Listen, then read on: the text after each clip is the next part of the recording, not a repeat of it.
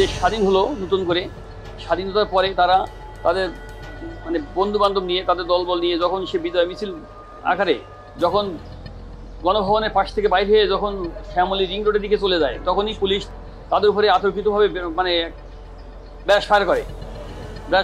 যখন brush fire করে তখন আমার ছেলে সামনে ছিল, তখন সে অন্যদের যখন গুলি করতেছিল তখন সে বলছিল তাদেরকে গুলি করেন, আমাকে গুলি করেন বলে, যখন যে বুকটা পেতে সামনে বলে আমাকে গুলি করেন বলে, আমার ছেলে সম্মুখভাগে ছিল, তখন তাকে ডাইরেক্ট বুকের গুলি করে দিছে।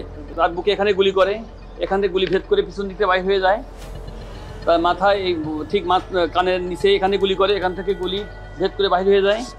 এবং আরেকটা গুলি ডাইন সাইডে বুকের ডাইন পাথর দিয়ে বেরিয়ে ভিতর দিয়ে বেরোয় না, ওটা হলো ছিঁড়ে উপরের দিক দিয়ে বাইর হয়ে যায়। চায়না থেকে ফিরে প্রধানমন্ত্রী যখন সাংবাদিক সম্মেলন করলেন, সেখানে প্রধানমন্ত্রীকে কিছু প্রশ্ন করা হয়েছে। আপনারা দেখে থাকবেন যে ওগুলো প্রশ্ন না, ওগুলোর মধ্যে আসলে প্রশ্ন থাকে না, ওগুলোর মধ্যে থাকে শুধু প্রধানমন্ত্রীর প্রশংসা।